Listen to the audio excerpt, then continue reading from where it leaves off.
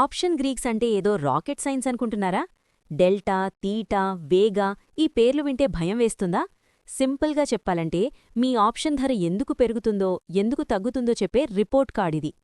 Layman భాషలో వీటిని అర్థం చేసుకుందాం. 1 delta, the engine speed. Stock ధర ₹1 పెరిగితే మీ ఆప్షన్ ధర ఎంత పెరుగుతుందో చెప్పేదే డెల్టా.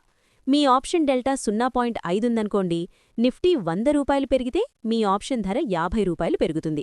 అంటే ఇది మీ ఆప్షన్ ఎంత వేగంగా పరిగెడుతుందో చెప్తుంది. 2 theta, the ice cube. Theta అంటే సమయం, టైం.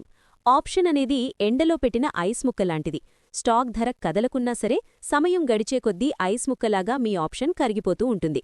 దీన్నే టైం డికే అంటారు. ఆప్షన్ బయ్యర్లకిది పెద్ద శత్రువు. 3 వేగా, ద మూడ్ స్వింగ్స్. ఇది మార్కెట్ అస్థిరత లేదా భయాన్ని కొలుస్తుంది. మార్కెట్లో ఏదైనా పెద్ద న్యూస్ వస్తుందంటే అందరిలో టెన్షన్ పెరుగుతుంది.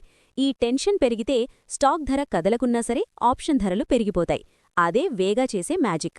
4 గామా, ది యాక్సిలరేటర్. డెల్టా ఎంత వేగంగా మారుతుందో చెప్పేదే గామా.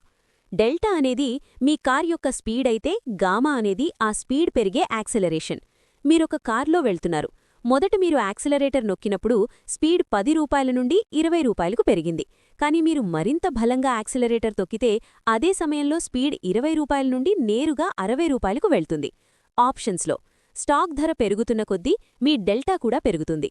ఈ డెల్టా ఎంత వేగంగా మారాలనేది గామా నిర్ణయిస్తుంది. ముఖ్యంగా ఎక్స్పైరీ రోజున స్టాక్ ధరలో చిన్న మార్పొచ్చినా ఆప్షన్ ధర రాకెట్లా దూసుకుపోవడానికి కారణం ఈ గామా ఇచ్చే బూస్ట్ మాత్రమే. అందుకే దీన్ని జీరో ఆర్ హీరోకి ప్రధాన కారకం అంటారు. గుర్తుంచుకోండి, ఆప్షన్ ట్రేడింగ్ చేసేటప్పుడు డెల్టా, తీటా, వేగా మరియు గామా అనేవి ప్రధాన కారకాలు. ఇవి ఒకదానితో ఒకటి ముడిపడి ఉంటాయి. వీటిని ఎప్పుడూ కలిపి విశ్లేషించినప్పుడే మీరు మార్కెట్ మూవ్మెంట్ని సరిగ్గా అంచనా వేయగలరు. ఈ సిరీస్ మీకు నచ్చితే లైక్ చేయండి, సబ్స్క్రైబ్ చేసుకోండి. ధన్యవాదాలు.